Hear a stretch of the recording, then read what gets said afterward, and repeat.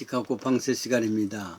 자, 선과 대를 쌓아서 대 꼭대기를 하늘에 닿게 하여 우리 이름을 내고 온 지면에 흩어짐을 면하자 하였더니 창세기 11장 4절 바벨탑 이야기입니다. 고대 바벨로니아 사람들이 하늘까지 도달한다는 그런 소망, 욕망이 있었습니다. 도전 정신이기도 합니다. 마치 오늘날 우주 강국들이 하늘에 그리고 달, 금성에 무엇을 보내겠다, 무엇 하겠다는 욕심들이겠지요. 하나님에 대한 도전이기도 합니다만 인간의 깊은 교만이기도 합니다. 한국에서는 누리호를 하늘로서 올리는 세계 7번째 우주 강국이 되었다고 자랑스러워하지 않습니까? 아마도 창세기 11장 막 대홍수가 지난 그 사건 이후입니다. 홍수는 인간에게 깊은 좌절과 슬픔, 컴플렉스를 참 가져왔습니다. 왜냐하면 인간이 문화를 이루고 문명을 이루었지만 물러서가 버리면 아무것도 아니다.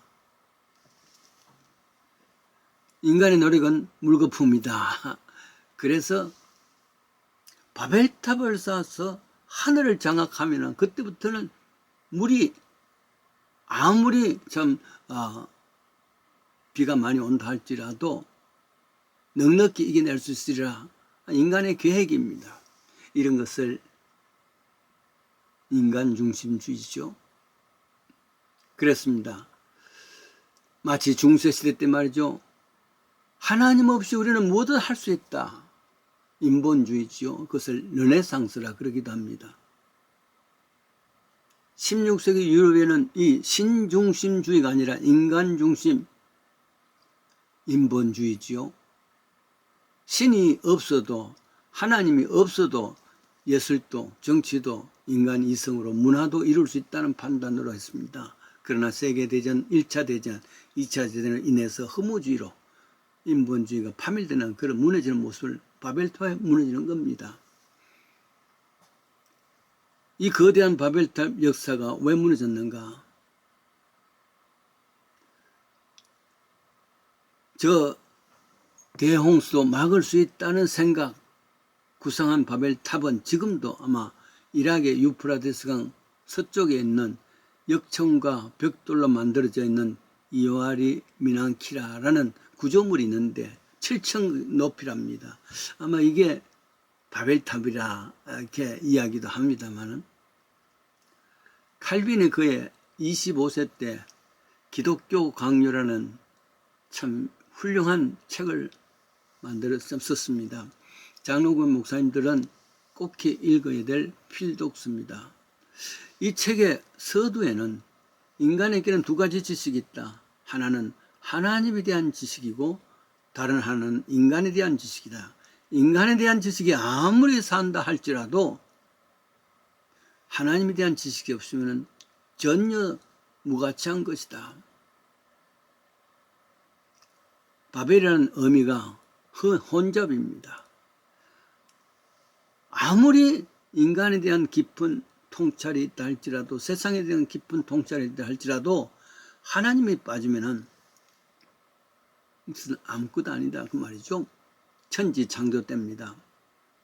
세상은 땅의 상황은 네 가지입니다. 세 가지죠. 혼돈이었고 공허였고 흑암이었다. 근데 빛이 있으라 하나님이 개입하다 보니까 혼돈은 카오스는 질서 코스모스로 바뀝니다. 그리고 공허가 충만으로 가득 찹니다. 흑암 어두움이 밝음으로 바뀝니다. 이렇게 해서 이루어졌는 세상인데 바벨탑을 통해서 결국은 다시 인간은 카오스, 무질서가 됐단 말이죠. 혼돈이 됐습니다.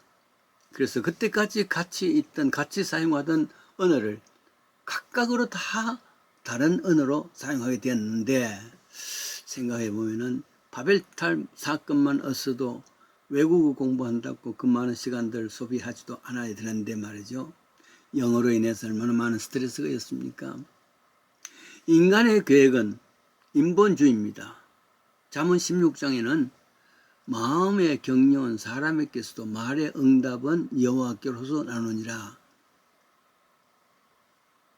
16장 9절의 말씀입니다. 사람이 마음에 자기 길을 계획한다 할지라도 그 걸음을 인도하는 자는 여호와니라. 이렇게 하고 3절에 가서 그랬어. 그러므로 너의 행사를 여호와께 맡기라. 그러면은 그 경영이 이루어지라. 오늘날 많은 경영 대학이 있고 MBA가 있고 하더라도 성경의 이 한 말씀 그렇습니다. 마음의 경영은 사람이 있다 할지라도 말의 응답은 사람이 아니라 하나님께 있다. 이 사실만 믿는다면은 최고의 경영 대학을 나왔다 할지라도 비교할 수가 없는 것이죠. 그래. 가령 마음의 경영은 사람에 있고 그 응답도 사람에게 있다. 인본주의입니다. 인간 중심이란 말이죠. 그러나 성경은 그게 아니라 생각은 아무리 한다 할지라도 결과는 하나님이 있었다. 그는 신본주의, 하나님 중심이란 말이죠. 모든 것을 하나님 중심으로 살 때일 때, 계획할 때 그 계획이 이루어진다. 그 말입니다. 가령 성경에는 누가복음 12장입니다. 어리석은 부자에 대한 이야기를 합니다. 요즘 말하면은 이 사람은 비즈니스 어드미니스트레이션 경영학과를 나올 정도의 이상의 경영을 합니다. 너무 많이 소출이 있으니까 내가 이렇게 하리라 그 곡간을 헐고 더 크게 짓고 내 모든 곡식을 거기에 물건을 사두고 그런 후에 내가 편안히 쉬고 마시고 즐거워하자. 경영 계획입니다. 또 은퇴 계획이기도 합니다. 여기에 잘못된 것은 없습니다. 그렇게 하지 않은 사람이 무능한 사람입니다. 이 부자는 나름대로 은퇴 계획을 지혜롭게 한 것입니다. 청송받아 마땅합니다. 그러나 성경은 어리석은 자여 오늘 밤 내 영혼을 도로 찾으면 네가 예배한 이것이 네 것이 되겠는가. 계획은 경영은 다 했었지만은 결과는 아무것도 아닌 것을 이야기합니다. 왜 그랬을까? 이 내용을 한번 보면은 전체 이야기 속에서 5번이나 강조한 것은 나를 위해서 나의 이런 것으로 사용했습니다. 하나님을 위해서 뭐 이런 이야기는 전혀 없습니다. 그러니까 내 계획이란 말이죠. 인본주의입니다. 결국은 말했죠. 오늘 밤 내 영혼을 도로 찾으리니 너 예배한 것이 네 것이 되겠는가? 아무런 소용없게 됐단 말이죠. 이게입니다. 내가 계획을 할 때 이 계획이 하나님의 마음에 합한가 아닌가 이게 문제돼야 되겠죠. 잠언 16장 1절의 말씀도 그대로입니다. 사람의 경영은 하나 말의 응답 여호와께 이 확실한 답입니다. 시편 2장 3편 2편 3절 있죠. 우리가 그 맨 것을 끊고 그 결박을 벗어버리자 하는도다. 하늘에서 계신 자가 웃으시며 주께서 저희를 비웃음이로다. 인본주의는 인간 중심으로 무슨 계획을 한다 할지라도 하나님께서 보시고 웃으신다 그럽니다. 왜냐하면 결국 설계자도 시공자도 건축하려는 모든 일꾼들도 다 하나같이 하나님의 마음입니다. 그런데 사람들은 그냥 건축의 본질이 되는 계획이라든지 설계라든지 이건 다 떠났어. 무슨 잡일을 하는 그 정도를 하고 있으면서 전체를 생각한다는 것은 잘못된 오해 아니겠습니까? 그렇습니다. 오늘 또 바벨탑 같은 인간 경영에